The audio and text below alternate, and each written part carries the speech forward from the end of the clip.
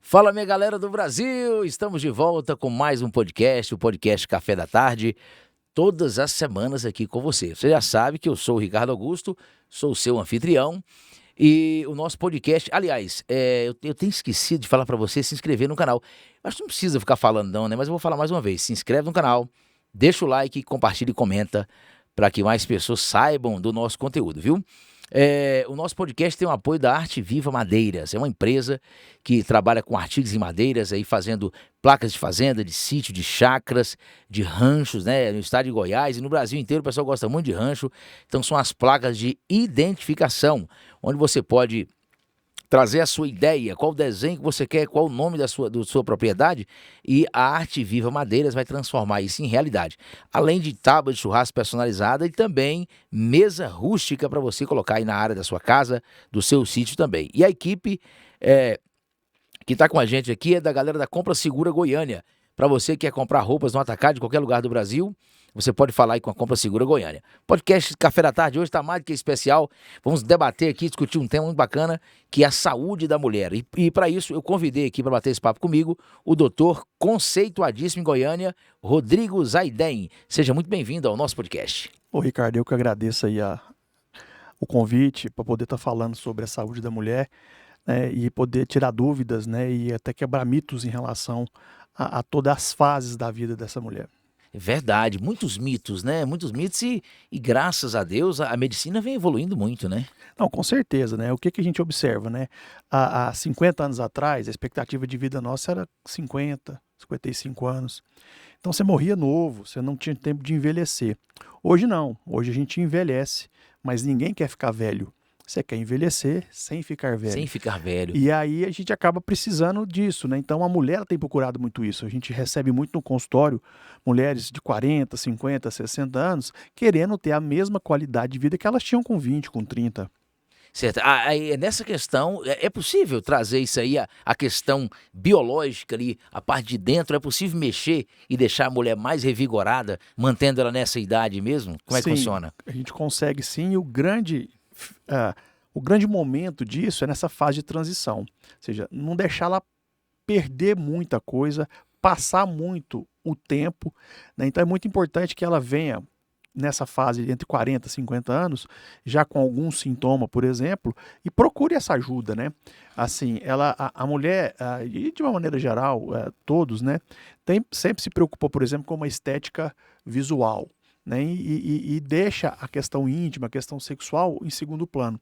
E hoje a gente vê que a mulher está olhando diferente para o seu corpo. Tem mudado, né? Tem mudado. Então, assim, eu recebo no meu consultório mulheres que desejam fazer cirurgias para melhorar o aspecto da sua vulva, para melhorar a sua vagina, para manter uma relação sexual adequada. Ela quer viver plenamente até o último dia de vida dela. E é o correto, né? Com certeza. Como diz o ditado, a gente tem que ser igual a lâmpada, né? Tem até o último dia tem que estar ali brilhando. E hoje, eu vou chamar você de Zaiden, Fica à para ficar vontade. mais íntimo aqui no Café da Tarde. Fica à vontade. Zaiden, hoje, no seu consultório, qual que é a maior procura das mulheres? O que as mulheres procuram?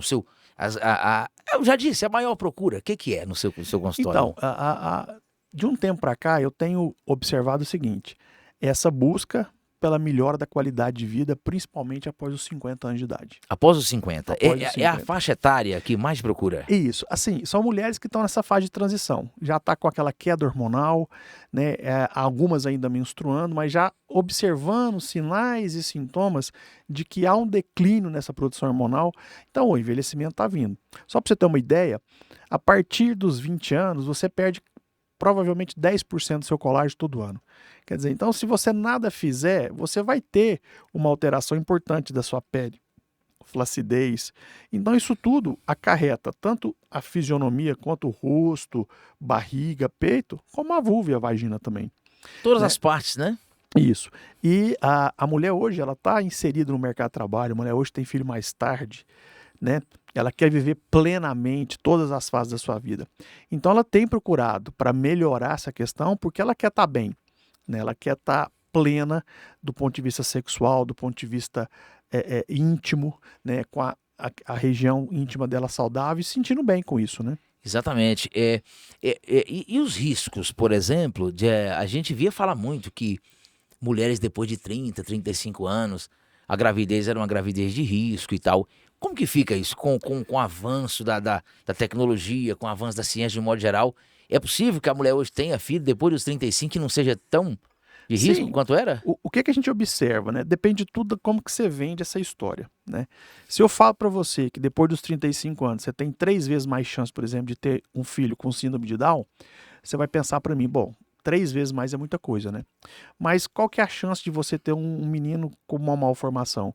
Era 0,1%. 3 vezes de 0,1% a 0,3%. É Certo, muito baixo ainda. certo. Então depende muito de como é vendida essa história, né?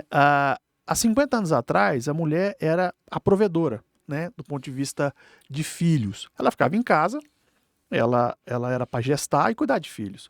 Hoje não. Ela vai para a faculdade, ela quer se formar, ela quer se estabelecer no mercado de trabalho, ela quer ter sua independência financeira, provavelmente para depois casar e depois ter filho. Ela vai acabar tendo filho depois dos 35 anos. Ah, então hoje em dia acaba que, só interrompendo você rapidinho, acaba que isso aí entrou para uma estatística, né? Isso, Não isso. é mais uma coisa que está acontecendo esporádica, ficou por causa das consequências da mudança. Isso. E uma coisa que a gente tem que ressaltar é que, assim, essa maternidade Mais tarde um mais pouco, tarde né? um pouco, a gente tem que levar em consideração uma única questão que eu acho que é importante, é a questão dos óvulos, né? E, quer dizer, a mulher ela nasce com a quantidade de óvulos dela ainda dentro do útero da mãe, e ela vai perdendo esses óvulos ao longo da gestação, ao longo da vida. Então, quem tem 35 anos tem um óvulo lá que tem bem mais velho do que quem tem 20 anos. Então, para aquela mulher que deseja ter filho depois dos 30, 35, vale a pena fazer uma avaliação com o especialista para ver como é que está a saúde, Do né, útero de um modo geral, do ovário do dela, ambiente, né? para saber quanto ela pode ainda postergar essa gravidez, porque hoje a gente tem condições de fazer congelamento de óvulos, orientações com especialistas na área de reprodução assistida, para deixar ela bastante tranquila para ter essa maternidade. Pensando em risco, eles ainda são muito baixos, né? Então, o único conselho que eu daria é: passou os 30 anos, você ainda não decidiu ter filho, procure uma ajuda para poder ser orientada para saber se você é aquela mulher que pode postergar essa maternidade de uma maneira natural ou você já tem que se preocupar em fazer algum procedimento para poder não perder essa chance de ser mãe lá na frente. Exatamente. Então, isso aí vai, o que eu vejo também você falando é que vai também é o que praticamente os médicos dizem de todas as áreas, vai de cada pessoa, né? Então, cada mulher que procurar vai fazer uma avaliação, todos os exames, para saber o que ela vai ter que fazer a partir dali. Às vezes, pode chegar com 35 anos e você fala, não, você tá zero, que tá tudo ok, pode Sim. fazer que tá liberado. A mulher, diferente do homem, por exemplo, ela já tem um costume de ir ao médico, né? Ela, a partir do momento que ela inicia a vida sexual, que ela já tem a sua puberdade definida, né? Ela já passou dessa fase da adolescência, você já está com o seu corpo formado, ela procura o ginecologista, ela vai para fazer seus exames de prevenção, ela vai fazer seus exames de rotina. Uhum. Então ela já tem um costume de procurar o médico de maneira rotineira. Então não é tão difícil para essa mulher nem ter a informação e nem saber como chegar para poder obter essa informação, né? Então é muito fácil, então a gente acaba tendo isso. Falta às vezes um ou outro esclarecimento, mas o que eu vejo que tem mudado muito isso, né? Show de bola. Tem também uns tópicos aqui, eu deixei anotado para poder te perguntar. Sangramento uterino anormal. É uma coisa também que o pessoal te procura muito. Mulheres naquela fase, tem muitas mulheres que sofrem com aquela menstruação que demora a acabar. Como é que funciona isso aí? Como é que Sim, é? a gente tem uma das principais queixas no consultório do ginecologista. Estima-se hoje que em torno de 40% das mulheres no mundo, elas vão ter algum tipo de menstruação alterada.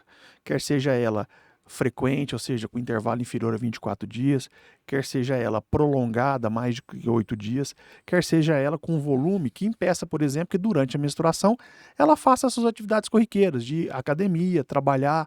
Quer dizer, a menstruação pode até interferir nisso, né? Então é comum, a gente vê isso, um volume de pacientes que nos procuram Uhum. e dentro dessas causas, disparada aí em quase em torno de 70%, 80%, os tumores uterinos, que a gente chama de miomas, tumores benignos, né? Então os miomas uterinos são as principais causas, né, desse sangramento. Muitas vezes o tratamento ele pode ser conservador, ou seja, mantendo esse útero. né, fazendo cirurgia para tirar só aquele nódulo, ou até mesmo fazer cirurgia para poder tirar o útero em casos específicos, principalmente mulheres que já tiveram filhos, né, e não desejam mais engravidar. Certo. E a faixa etária de pessoas que procuram o consultório nessa situação e que chega ao diagnóstico que ela está com um mioma? Depende muito da idade, varia? Então, do ponto de vista de epidemiologia, o que a gente observa é na terceira, quarta década de vida. Então, o paciente depois dos 30, 40 anos, né, é mais comum em quem não teve filho, entendeu? E a gente pega essas mulheres aí na fase ainda reprodutiva, o que é o que nos preocupa, porque a útero é o órgão que vai receber aquele bebê. Então, a gente tem que tomar um cuidado com ele, entendeu? E questão também hormonal, é uma coisa que eu também sempre tive dúvidas. Às vezes a pessoa pensa que o homem que tem a testosterona, às vezes fala testosterona em mulher. Como é que funciona? Mulher também tem testosterona? Quais são esses hormônios predominantes lá? A testosterona, você estava falando de um outro também, que é o Estrogênio. estrogênio e a progesterona. Esses 3 hormônios no corpo da mulher, quais são os papéis deles? Então, a mulher ela vai produzir basicamente em quantidade maiores o estrogênio, né, que é um hormônio predominante na primeira fase do ciclo, e quando ela ovula, ela tem a produção da progesterona, ou seja, todo esse ciclo é para preparar aquela mulher para aquele ciclo gestacional. Não ocorrendo a gestação, ela vai menstruar e começa novamente um novo ciclo. Aliada a isso, ela produz também os hormônios que a gente chama de androgênios, que são os hormônios masculinos, né? E a testosterona ela desempenha um papel fundamental no dia a dia da mulher. Quer dizer, ele é responsável pela melhora da disposição, pela melhora... Isso, a testosterona. A testosterona, né? Ela está diretamente ligada à questão sexual, né? Só que, claro, a dosagem de testosterona que a mulher tem, que é produzida, é infinitamente inferior à do homem, né? Então, quando a gente percebe que ela tem algum sintoma, fraqueza, indisposição, dificuldade para se concentrar, uma libido baixa, se ela tiver uma baixa de testosterona, devolver essa testosterona para ela muitas vezes é a solução. Isso deve ser feito com critério, ou seja, a gente tem que avaliar o que falta e se o que falta vai de encontro àqueles sintomas que ela tem e fazer uma reposição dentro de uma dosagem que a gente considera fisiológica, que a gente fala que é fisiológica, né? Aquela dosagem que não vai trazer nenhum risco para ela, principalmente, por exemplo, engrossamento de voz, pelos, acne, pele oleosa e a hipertrofia do clitóris. A gente sabe que o órgão erétil da mulher é o clitóris. O clitóris ele é a mesma coisa, né, do que o pênis no homem. Então, se você tem uma dosagem, se você usa muita testosterona, aquele órgão vai crescer. Que não é de interesse das mulheres, né? Não é de interesse. E muitas vezes cresce de uma tal maneira que você fica com uma região muito protusa. E mesmo que você suspenda a medicação, você não tem uma regressão, né, desse órgão. Então, muitas vezes você... Não diminui, né? Não diminui. Você vai ter que fazer tratamento cirúrgico para isso. Que já é uma coisa mais invasiva e também pode ser evitado, né? Isso. Então, assim, tem que tomar cuidado. Porque você vê muitas mulheres, por exemplo, na academia, tá bem definida, tá com coxa bonita, tá com bumbum bonito, tá tomando muita testosterona, ela vai ter efeitos. Então, esse é um deles, né? Esse é um deles. Então, a gente tem que tomar cuidado. Então, assim, sempre procurar um profissional que tenha esse critério, né, para poder te devolver aquilo que você precisa, mitigando ao máximo os efeitos colaterais. Exatamente. E esse exame, quando a mulher procura o ginecologista, né, o médico da mulher, como nós falamos, tá aí no cartazinho, ele é feito de maneira simples, ele é feito de maneira detalhada, porque o homem, por exemplo, vai fazer um exame de sangue para poder ver questão de testosterona, e o homem também faz reposição hormonal. Mas eu já andei pesquisando sobre isso aí, é preciso fazer o exame também do esquema do cortisol e tal. É um negócio mais criterioso, não é feito assim. Mulher também acho que é a mesma coisa, né? Sim, a gente avalia muitos parâmetros, né, no organismo todo para ver se o problema que ela queixa não tem relação, por exemplo, com uma alteração na tireoide. Ela pode ter uma baixa da produção dos hormônios tiroidianos, ela está com hipotiroidismo e ela está fraca, está com queda de cabelo, está desanimada porque ela está com hipotiroidismo. Não adianta dar testosterona para ela. Então você tem que olhar ela de uma maneira global. Então, um bom exame clínico, uma boa história clínica para entender quando apareceram esses sintomas, o que está associado a esses sintomas e, consequentemente, a partir dos resultados laboratoriais, a gente vai solicitar esses exames, ver se há uma concordância entre o que eu achei no papel, aquilo que ela me queixou na queixa clínica. E a partir daí a gente faz esse ajuste, propondo para ela tratamento de todas as disfunções que porventura ela possa apresentar. Show de bola, bacana. Também tem um termo também que eu acredito que no seu consultório as mulheres devem procurar pra caramba, é corrimento, né? Tem muitas mulheres que têm muito corrimento, eu acho que isso é uma queixa muito grande, né? Sim, sim. O que é que a gente observa? A vagina, ela tem uma secreção que a gente chama fisiológica, né? Eu costumo brincar que a vagina, ela é muito mexida. Então, quanto menos você mexer nela, é melhor. Certo. Né? Então, assim, ela tem a sua população de bactérias, ela tem um grupo de bactérias que protegem, que vão secretar, tem um pH dentro de um nível considerado ótimo, mas eventualmente você pode ter infecções que podem mudar o aspecto, a coloração, o odor desse corrimento. E a partir daí, sim, aquilo que ela está apresentando é passível de tratamento. E é importante essa avaliação. Então, ela tem que ir ao consultório, tem que ser examinada para que a gente possa ver aquele corrimento. E aí eu abro um parênteses porque a grande maioria das mulheres, quando vão ao ginecologista, elas vão pós-banho, né? Elas tomam banho, limpam tudo, chegam bem lá, porque às vezes até com uma certa vergonha. Naturalmente, E né? nesse momento, muitas vezes a gente perde a oportunidade de ver aquele corrimento que ela tinha queixado. Certo. Né? Eu costumo fazer o seguinte, se naquela consulta eu não percebo nada, após a coleta do material, no retorno eu reavalio ela. Porque normalmente eu pego ela de surpresa. Né? No retorno ela vem sem pensar que vai ser examinada. Se ela tem uma alteração e eu pergunto se persistiu, eu examino. Porque aí eu posso ver aquilo. Porque é muito importante você verificar se aquela queixa dela. Porque às vezes ela está falando assim, eu tenho um corrimento. Aquele corrimento é normal. Então você não tem que usar nenhum remédio. Nem pomada, nem nada, né? Tem mulheres que têm uma vagina mais molhada, né? Tem mulheres que são um pouco mais secas, né? Então, de qualquer maneira, você tem que saber o que está acontecendo. E são normalmente tratamentos que não são tão Invasivos, exaustivos, nem invasivos. Você consegue controlar muito bem isso. Outra coisa, doença sexualmente transmissível. Vai muitas mulheres lá no seu consultório com essa dúvida, porque tá tendo alguma coisa ali, fala, será que é alguma coisa? O que a gente percebe é o seguinte, a mulher ainda usa muito pouco preservativo, que seria, né, um mecanismo aí de Já tentar... existe. Assim, tem o preservativo feminino, mas assim, o masculino não usa, né? Certo. Então você acaba tendo uma relação, entre aspas, desprotegida nesse aspecto. Por mais que ela esteja usando só anticoncepcional, seu DIU ou algum outro método, né, hormonal que possa bloquear a questão da gravidez. Porque a infecção sexualmente transmissível, como o próprio nome diz, ela está relacionada ao sexo. Exatamente. Né? Então, assim, dependendo, assim, se você não tem um parceiro fixo, se você está ali e de repente você tem uma relação com uma pessoa hoje, daqui 3, 4 meses com uma outra pessoa, você está mais suscetível a ter isso. Né? O que a gente observa é que, assim, não é tão frequente, como a gente via mais antigamente, uma prevalência, né, dessas doenças e também das infecções. Né? Porque nem toda infecção vai se transformar numa doença, né? Então, isso pode acontecer. Mas sempre que há um problema, por exemplo, uma descoberta de uma traição, por exemplo, a mulher descobriu que o parceiro dela estava com uma outra pessoa. Ela procura, fala, quero fazer os meus exames, quero ver se está tudo bem comigo. Né? Ou estava tendo relação com o preservativo e ela percebeu que o preservativo estourou, ele saiu. Né? Não raro eu recebo paciente no meu consultório pedindo para que eu tire o preservativo, que ela percebeu que acabou a relação, o pênis estava sem nada. Isso. Quer dizer, então onde que ficou o preservativo? E ela tenta tirar e tá lá no canal vaginal. Aí, quer dizer, naturalmente, tem que procurar um profissional. Teoricamente, né? Ali houve um contato, então, né? Com aquela secreção, com tudo. Enfim. Então, aí nesses casos, elas preocupam e querem fazer exames. E a gente orienta, solicita alguns exames, né? Para saber se está tudo bem, enfim. Certo. A gente tinha falado também da ninfoplastia, né?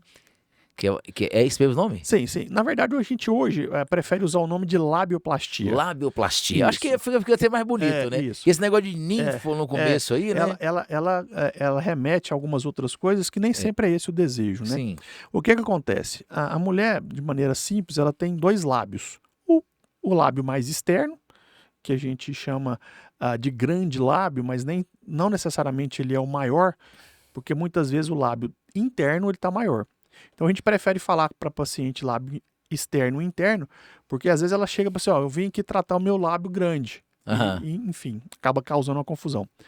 Esse lábio interno, ele pode ter um tamanho exagerado.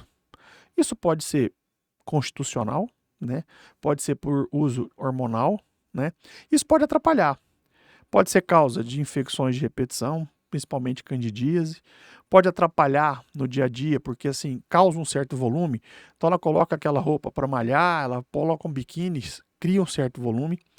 Atrapalha às vezes na relação sexual, porque aí às vezes ela tem que, entre aspas, abrir ali para poder facilitar a penetração do pênis. E além de ser do ponto de vista estético, às vezes não tão bonito. Então, hoje eu recebo muitas pacientes com essa queixa para melhorar esse aspecto. E a gente tem realizado cirurgias nessa região, né? E hoje a gente utiliza uma tecnologia que é o laser de CO2, que é uma cirurgia bem mais refinada, com uma qualidade estética melhor, e é realizada, por exemplo, em ambiente ambulatorial, com anestesia local. É um procedimento que ela termina de fazer, vai para casa, né? O repouso é relativo, mas sim, ela tem buscado cada vez mais soluções para problemas que ela possa ter na região, né? Tanto da vulva quanto da vagina. Exatamente. E também a reposição hormonal, geralmente, eles começam ali, como você falou, na terceira idade, né?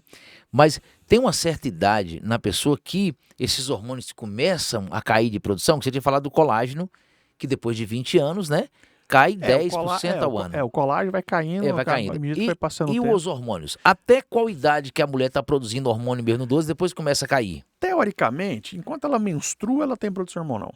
Então você pode colocar isso, né? Se ela sangrou naquele mês, ela teve alguma produção hormonal. Essa produção ela foi eficiente? Talvez não, né? Então existem alguns sintomas, né, que podem já suspeitar que esse hormônio está caindo. Por exemplo, aquelas ondas de calor. Então tem mulheres com 45, 46 anos que ainda sangram, mas começam a referir que elas começam a ter um calor excessivo, associado a calafrios e suor depois. Isso começa a incomodá-la, porque às vezes ela está num ambiente que está frio, ela está sentindo calor, ela passa a suar muito, ela passa a ter insônia, ela passa a ter às vezes uma alteração de humor, ela passa a ter uma diminuição da libido. Se nada for feito ao longo desse período, ela começa a ter um ressecamento vaginal, quer dizer, até na fase da excitação a vagina ela vai se lubrificar menos. Então você percebe que agora ela já está com esse hormônio em baixa. Isso aí depende de idade ou depois dos 30, como é que é? Normalmente a gente observa isso a partir dos 40 anos. Antes de 40 a gente fala que é precoce, né? Então a partir dos 40, 45 anos você pode ter essas alterações hormonais, esses sintomas, né? Apresentar alguns sinais relacionados a essa queda hormonal, até culminar com o marco que é a menopausa, ou seja, é a última menstruação que essa mulher vai ter. Normalmente a gente faz isso acompanhando durante 12 meses. Quer dizer, ela ficou 12 meses sem menstruar, então ela teve aquela menopausa. Menopausa ela é um marco, parou de menstruar. Os sintomas do climatério, que é essa fase de transição, que ela sai daquele período reprodutivo em que ela tinha hormônios suficientes para essa fase que ela vai parar a não ter nenhum hormônio, é o climatério. Isso pode começar antes dessa menstruação parar. E é nessa fase que você, se você atuar, você pega uma mulher que ela vai ter poucos sintomas. Então ela vai sofrer menos, né? Como eu falei no começo, quer dizer, a estimativa de vida hoje, vamos colocar aí 90 anos. Se você colocar 90 anos, 45 anos ela vai viver bem, 45 anos ela vai viver mal. Aí o acompanhamento é mais do que necessário, Então, né? assim, ninguém quer viver 45 anos mal. É verdade. Você quer envelhecer com qualidade. Exatamente. Você não quer envelhecer para ficar velho. Então, existe essa diferença do que é envelhecer e do que é ficar velho. Envelhecer todos vamos. E a gente espera que isso aconteça, que você quer viver 90 anos. Até porque se você morrer velho é porque você não morreu novo, né? Quer dizer, eu falei igual a Dilma agora. Então, assim, é mais ou menos isso. Agora, ficar velho, ficar preso a uma situação que você não tem mais qualidade de vida, aí não. Então, hoje a gente tem vários meios de poder manter essa qualidade. Show. E as mulheres, por exemplo, que antes dos 30 anos, por exemplo, que talvez esteja ali com baixo libido, por exemplo, tem alguma coisa que ela pode tomar sem precisar ser reposição hormonal para aumentar o libido? Então, na verdade é o seguinte, a gente tem que entender que o desejo sexual hipoativo, que é o termo científico dessa baixa da libido, tem várias causas, né? Ansiedade pode ser E um estresse, né? estresse, a própria relação entre ela e o homem, filhos, financeiro, né? Então, assim, você não pode jogar tudo na conta do hormônio e achar que a solução é dar testosterona para todo mundo. Senão era mais fácil colocar igual a gente põe flúor na água. Todo mundo toma, tá bom, Por isso que resolveu a o problema. análise clínica é fera, né, Sim, cara? você precisa de ter isso. Por quê? Porque senão era fácil resolver o problema. Não adianta nada eu devolver para você uma coisa que você tem, só que você não consegue mostrar. Quer dizer, se de repente o seu desejo pelo seu parceiro, se aquele carinho, aquele amor, tudo desapareceu, então não é o seu desejo sexual, ele não acabou porque você está com pouco hormônio. É porque aquele relacionamento já acabou. Uhum. Entendeu? Então a gente tem que entender isso. Então eu sempre pergunto, eu sempre faço uma busca ativa. Como é que tá a sua vida? Como é que tá o estresse do dia a dia? Quem hoje não é estressado? Então assim, falar em estresse hoje, todo mundo tem boleto para pagar, todo mundo tem filho na escola, todo mundo tem problema com filho, problema dentro da família, problema no trabalho. Então assim, o ambiente ele é estressante, né? Geral, né, Geral. cara? Então isso acaba sendo um fator. A mulher, eu brinco que ela tem 3, 4 turnos de trabalho. Aquela mulher que trabalha, ela chega do trabalho, ela tem que olhar os filhos, dar banho, fazer a tarefa, arrumar a janta. Quer dizer, que hora que essa mulher vai pensar em sexo? É. Entendeu? Não é fácil. Então não é nem abaixo do libido, às vezes é o tempo mesmo, o Isso. cansaço mental, né? Então você tem que entender isso, porque senão fica muito fácil, vira uma receita de bolo. Ah, doutor, eu tô com baixa libido, então toma aqui, ó. Toma esse remedinho aqui que você vai ficar boa. Existem medicações que não são medicações assim, hormonais que podem até ajudar isso. Mas assim, eu sempre coloco que uma boa conversa pode entender o que está acontecendo. E às vezes ela, com o tempo, ela se abre. Quer dizer, quando ela te dá essa dica de que ela está com essa baixa libido, normalmente a gente consegue entender o que está acontecendo. E ela pode falar que ela está com um relacionamento ruim, que na casa dela está tudo muito chato. Enfim, você vai falar, olha, você tem que resolver esses problemas também.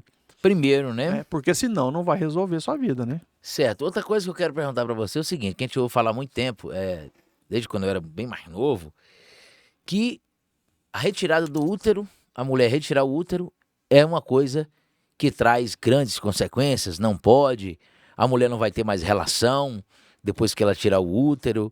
Como é que fica? Isso é mito ou isso é verdade? Eu diria que é um meio mito, né? O útero é um órgão que existe, né? Você não vai sair tirando o útero de todo mundo. Mas, assim, a função básica dele é receber o bebê. Então, ele está ali todo ano para ser preparado, todo mês, né? Para ser preparado. E quando não acontece a gravidez, você menstrua. Quer dizer, a menstruação é aquela quando você desarruma toda aquela região para começar a arrumar de novo para o próximo ciclo. Para aquelas mulheres que já tiveram a sua prole, não tem mais desejo de ter filhos, se ela apresenta uma doença uterina que está incomodando, ela não perde nada na vida dela, no seu dia a dia, na questão hormonal, se ela retirar o útero para tratar aquela doença. Ou seja, o útero não é um órgão vital. A falta dele não traz prejuízo para a saúde da mulher, mas a gente também não coloca assim, como sendo algo que você possa fazer de maneira deliberada. Então, se o seu útero é saudável, se você não tem nenhum sintomas, não tem por que você ficar tirando esse órgão. Ou se o que você sente é algo muito pequeno, que pode ter um tratamento com medicação, com mudança de estilo de vida, enfim. Mas te respondendo, o útero ele não é primordial. Então, para aquelas mulheres que não desejam ter filhos, a falta dele não vai ser sentida. Agora, aquela que tem doença uterina e quer ter filho, sim. Essa a gente tem que tomar um cuidado grande, porque você tem que tratar aquele útero para que ela possa engravidar. Agora, uma coisa que não pode ser tirada é o ovário, né? O ovário ele não pode ser tirado, correto? O ovário ele tem que ficar. Não é que não pode. Vai ter situações em que eu preciso tirar o ovário. Mas o ovário, sim. Ele precisa ficar ali porque ele produz hormônio. Né? O estrogênio, a progesterona, a testosterona vem do ovário. Apesar que tem outras regiões do corpo que pode produzir testosterona também. Mas ali produz. Então, quer dizer, se eu tiro os 2 ovários, porque a mulher tem 2, se eu tirar um, o outro faz o papel dos 2. Então, perfeito. É igual o rim. Você pode viver sem um rim. Sem os 2 você não vive. Sem os 2 ovários você vive? Vive, mas vive pessimamente se você não fizer nada. Então, se por algum motivo, por alguma doença, for imperioso que eu tire esse ovário, eu tenho que colocar para essa mulher que a partir do momento que a gente fizer a cirurgia, a gente vai ter que passar a devolver esses hormônios que ela tinha de uma outra maneira, porque senão ela vai envelhecer muito rápido. Se com 30 anos eu tiro os 2 ovários de uma mulher por alguma doença, se ela não fizer nada, com 40 tá com cara de 70. É uma coisa, rebenta a mulher, né? Sim, Se não com fizer. certeza. A gente tá falando sobre a qualidade dos hormônios também, sobre os tipos de hormônio, né? Então, existem os hormônios hoje bioidênticos, que é aquele que você estava explicando, que ele é idêntico o receptor, né? Ele é igual. E tem também os hormônios sintéticos, é por aí a palavra? Seria o nome sintético, não? Na verdade, o hormônio, a gente gosta de dizer o seguinte, ele é isomolecular. O que ele significa? Ele é a mesma molécula do hormônio que a mulher produz. Mas ele é produzido no laboratório, né? Então, quer dizer, a gente vai ter que produzir ele lá e devolver para ela. A vantagem dele ser o mesmo hormônio do ponto de vista molecular é que esse hormônio, ele é aquele que você tinha. Então, o corpo vai reconhecer legal, né? E se você não tiver nenhuma contraindicação hormonal para essa reposição, por exemplo, em algumas mulheres você tem que bloquear hormônio se ela tiver uma doença hormônio dependente, por exemplo, câncer de mama, câncer de ovário. Então, peraí, vamos pegar nesse negócio rapidinho aí. Na questão da reposição hormonal, se a mulher tiver um câncer de mama, por exemplo, aí o procedimento acaba sendo outro. Aí repor já é. Isso, aí já. Porque pode assim, prejudicar. A maioria dos cânceres de mama, por exemplo, tem receptor positivo para hormônio. Então, eu não posso dar um hormônio para ela se ela está com a doença agora, né? Se ela tratou a doença, ela é considerada já uma sobrevivente do câncer de mama, já está naquela fase já de acompanhamento que já passou seus 5 anos, aí a história é diferente. A gente discute com o médico mastologista dela e a gente tenta fazer algo que melhore. Porque também, imagina, se você descobrir com 35 anos que você tem câncer de mama, tira sua mama e você não vai ter mais hormônio nenhum, você também está fadada a ter uma qualidade de vida ruim. Aí vai vir problemas mentais, inclusive, né? Com então, certeza. assim, a gente tem muitas opções mesmo, por exemplo, até o uso de tecnologias, por exemplo, para manter saúde vaginal e vulvar. Então, a gente tem laser, você tem radiofrequência, você tem ultrassom, que você pode manter a produção de colágeno, pode manter a jovialidade daquela região, mesmo sem usar hormônio. Então, assim, a reposição ela deve ser criteriosa, deve ser feita por um profissional que saiba o que está fazendo, avaliando os prós e o contra, mas para aquelas mulheres que têm indicação, elas te agradecem demais, porque você vai devolver para ela aquilo que ela tinha. Então, eu recebo no meu consultório a mulher hoje com uma queixa. Quando a gente começa o tratamento, ela volta com 30 dias, 60 dias, ela fala, eu sou outra mulher. Sou outra mulher. Quer dizer, ouvir isso é recompensador. Exatamente. Além do ganho do profissional, isso aí é mais valoroso do que o dinheiro, mais valioso do que o dinheiro, né? Então, assim, você vê o resultado. Não é só um pedaço de papel que o laboratório fala, não, tá vendo? Ela tinha 10, agora tem 20. Não, melhorou muito. Mas eu preciso olhar para ela e falar assim, como é que você está sentindo? E ela me responder, falar assim, eu sou outra pessoa. O mais sensacional. Importante, então isso é muito bom. Muito bom, e aí fazer esse trabalho com amor. Deixa eu pegar mais um tópico aqui, porque, como eu sempre falo, aqui não tem como você conhecer tudo, né? Tem uma coisa que acontece muito, algumas queixas nos consultórios da vida, e aí você hoje que como profissional pode detalhar isso pra gente, que é a queda da bexiga, né? Tem mulheres que chegam no consultório se queixando e às vezes nem sabe que é isso, e você, na sua avaliação, você já chega a essa conclusão às vezes? Sim. O que acontece? Isso a gente vê muito assim, com o tempo, porque com o passar do tempo você perde colágeno, então você vai perder a sustentação daquelas regiões ali dos órgãos pélvicos. O próprio número de gestações, a gente sabe que o fato de gestar até 9 meses, né, e ter várias gestações que chegam aos 9 meses, isso é um fator de risco para desenvolver alterações do assoalho pélvico, ou seja, daquela região da pelve, fazendo com que haja pequenas lesões na região muscular, propiciando com que aqueles órgãos se exteriorizem. A gente tem uma pressão abdominal normal, a mulher anda o dia inteiro, tal, quer dizer, aquela pressão na região pélvica, ela pode fazer com que haja um descenso desses órgãos, né? A própria via de parto, né? Quer dizer, a gente sabe que o parto via vaginal, o parto normal, ele tem uma chance maior de lacerar essas estruturas, mas longe de querer dizer que se você fizer uma cesárea, você está prevenindo esses problemas, porque quando você compara número de gestações, independente do tipo de parto, o problema está ali, certo? E é aquela paciente que vai chegar para você queixando que ela tem uma bola na vagina, que tem algo saindo por ali, né, que está incomodando, ela tem alterações urinárias, podendo ter dificuldade para segurar o xixi, perder xixi quando tosse e espirra. E na avaliação clínica eu vou ver que quando ela faz um esforço, eu vejo que aquele órgão desce, quer dizer, ele sai para fora da vagina, mostrando que ele está fora do lugar. Para isso, a gente tem tratamentos que passam por mudança de estilo de vida, perda de peso, fisioterapia para reforço da musculatura, uso dessas energias que eu disse para você, laser, radiofrequência, ultrassom, e a cirurgia, que seria quando você tem lesões de tecidos que você vai ter que reconstruir. Então, a cirurgia, ela é, para algumas mulheres, o que a gente precisa fazer, mas para algumas, só esses outros tratamentos conservadores podem resolver o problema, né? Então, uma boa avaliação vai indicar para aquela o que é melhor.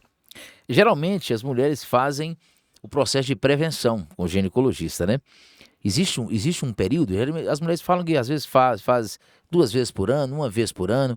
Qual que é o tempo ideal que a pessoa, que a mulher tem que ir no ginecologista? A gente, assim, do ponto de vista prático, a gente tem as diretrizes, né, da Sociedade de Especialidade, da Sociedade de Ginecologia, da Federação Brasileira de Ginecologia e Obstetrícia, do próprio Ministério da Saúde. Então, que trabalha do ponto de vista populacional, quer dizer, eles olham de maneira geral o que daria para ser feito e qual seria o período mais ideal para que a gente pudesse fazer essa avaliação. Então, de maneira geral, eles colocam assim, a partir dos 25 anos aos 65 anos. Mas nada impede que você faça essa avaliação antes, por exemplo. Se a menina começou a ter relação sexual aos 14, ela precisa de orientação. Ela precisa ir ao ginecologista. E a partir de um dado momento, e aí você vai precisar fazer essa coleta de material, né? Então você pode começar isso com 20, com 21, com 18, com 19. A periodicidade aqui no Brasil ainda é dita anual, para aqueles exames que vierem normal. Exame de rotina, né? Chega Isso, lá. eu colhi a prevenção, ela veio com o resultado, está normal, repete anualmente, né? Em outros países você tem outros protocolos. Se esse exame vier alterado, a depender da alteração, eu tenho que complementar com outro exame, que é um exame um pouco mais detalhado, que é a colposcopia, ou eu tenho que repetir esse exame num intervalo menor. Então, em vez de ser 1 ano, repetir ele com 6 meses. E aí fazer essa avaliação, né, para saber se isso aí tem alguma coisa que mereça tratamento ou não.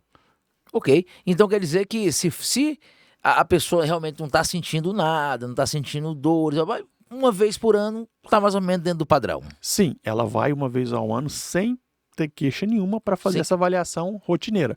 Porque assim, o câncer do colo de útero é um dos cânceres que ainda mata a mulher, né? Em 2010, mais ou menos, começou, né, a gente a falar um pouco de vacina e a vacinar esses meninos até 13, 14 anos, porque o câncer tem uma relação direta com a infecção pelo vírus do HPV, que é o papiloma vírus humano. Nem todo mundo que tem o vírus vai ter câncer, mas a imensa maioria das mulheres que têm câncer do colo do útero foram infectadas pelo vírus. Então, se você evitar a infecção, você praticamente zera os casos de câncer do colo de útero. Então, vacinar adolescentes que ainda não iniciaram a vida sexual é uma maneira de você, daqui 20, 25 anos, não ter mais casos de câncer do colo do útero, né? E geralmente o câncer de colo, interrompendo rapidinho para poder ficar um pouco mais claro para mim aqui, entender? A maioria ou todos os cânceres de colo de útero vieram do HPV?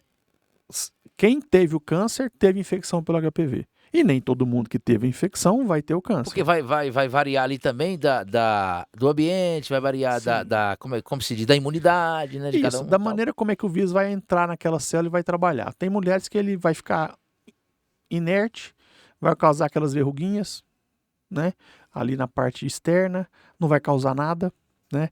E mulheres que ele é extremamente agressivo. Mulheres até jovens, ele começa já a alterar as células e já vem com lesões importantes e num curto espaço de tempo. Ok, agora rapidinho, pegando esse gancho, é até bom você lembrar dessa questão do HPV, que eu também tinha algumas dúvidas e eu acho que muita gente no Brasil também tem. O HPV, hoje tem a vacina, ali com 14 anos você falou que vacina, Isso. né? Mas a mulher pegou o HPV, ela nunca vacinou. E aí não chegou aí pro câncer, não deu câncer no útero dela. ela vai fazer só um tratamento ali. Esse tratamento, ele é 100% eficaz, ele cura 100% o Não, a HPV? gente não fala de cura, a gente fala de controle da doença. Controle, né? Uma vez infectado, você não tem como ainda tirar o vírus de circulação, né? Então, assim, você fala em controle da doença. E mesmo em mulheres que já tiveram a vida sexual e têm alterações que são relacionadas à infecção pelo vírus, a gente também orienta que possa fazer a vacina, porque a vacina ela melhora a resposta imunológica. Então ela ficaria mais fortalecida nesse momento, evitando que essas lesões progridam de uma maneira mais grave, né? Mas o ideal é você pegar mulheres que nunca tiveram relação, porque a maioria da infecção pelo HPV é por relação sexual, né? Então, se você pegar meninos e meninas ainda na fase que não iniciaram a vida sexual, consequentemente, você consegue, com a vacina, evitar que o vírus penetre. Não penetrando, não tem infecção. Você lá na frente você economiza dinheiro, porque você não vai precisar tratar do câncer. Exatamente. E só deixando bem claro que eu falei no começo aqui, mas você também, além de... Eu falei que você é ginecologista e obstetra, Sim, então você também é um médico cirurgião, também você faz cirurgias, sim, né? Não sim, tinha... sim. Tinha falado, bom, aqui tem também a ultrassom focado da alta intensidade É isso aí que eu falei para você das energias, né? das energias. A gente tem hoje para usar, por exemplo, na vulva e na vagina, energias diferentes que entregam a mesma coisa, só que cada uma utilizando uma via. O que que é que eles entregam? Calor. O calor naquela região, ela vai desnaturar algumas proteínas, ela vai causar uma alteração naquele tecido que vai estimular a produção de fibroblastos e colágeno. Então, no final das contas, os três vão fazer a mesma função, só que de maneira diferente, né, vias diferentes. E o ultrassom focado de alta intensidade, ele já era utilizado na dermatologia, o laser também já era utilizado na dermatologia, né, para melhorar de flacidez de pele, de rosto, tudo. Uhum. E a radiofrequência da mesma maneira. E a gente adaptou isso, né? Quer dizer, quando eu falo a gente, assim, a parte da ginecologia trouxe para a região íntima o uso dessas tecnologias para também melhorar o aspecto, a jovialidade, devolver para essas pacientes, por exemplo, você pega, a gente estava falando do câncer de mama, uma mulher que está com câncer de mama, que está bloqueada totalmente do ponto de vista hormonal, que tem 45 anos, é casada, tem vida sexual ativa, ela já está toda bombardeada com a questão da doença. A vagina seca, ela sem libido, se você não fizer nada, né, o casamento dela acabou. Então a gente consegue resolver muitas coisas usando essas energias, né? Então, assim, dá para ser feito isso em consultório com resultados extremamente interessantes. Show. Você também tem a questão também do preenchimento vulvar. Como é que é isso aí? Sim, do mesmo jeito que você faz preenchimento para Nos lábios, né? na face, aquelas mulheres que perderam muito colágeno, né? E que tem uma flacidez, você pode preencher. Existem substâncias preenchedoras e substâncias estimuladoras, que vão fazer com que você produza mais colágeno. Então você pode fazer esse preenchimento melhorando o aspecto visual, né, da vulva, principalmente a parte externa da vagina. Então isso é extremamente interessante. A gente tem produtos voltados para a ginecologia hoje, para justamente melhorar, né? Então, com o passar do tempo, com essa perda de colágeno, muitas vezes você precisa fazer devolver isso para ela. Muito bem, estamos chegando no fim do nosso bate-papo, tá? Acredito que muitas coisas foram esclarecidas aí. E um conselho do Dr. Rodrigo Zaiden para todas as mulheres do Brasil, baseado na sua experiência. Qual conselho você daria para as mulheres no processo de, não só de se cuidar, não só de prevenção, mas de um modo geral? O que as mulheres podem fazer para que a vida sexual dela seja uma vida mais light, mais aproveitada, e que ela não chegue a esse ponto de estar assim tão cedo, né, já se deteriorando e tendo que procurar uns tratamentos, às vezes algum até mais invasivo. Então, o que eu poderia dizer é o seguinte para as mulheres, né? Continue sendo o que vocês são. Mantém-se ativas, né? Trabalhem, sejam donas da sua vida, né? A partir de um certo momento, vão precisar de ajuda. E aí nós estamos aqui para poder dar esse apoio do ponto de vista médico.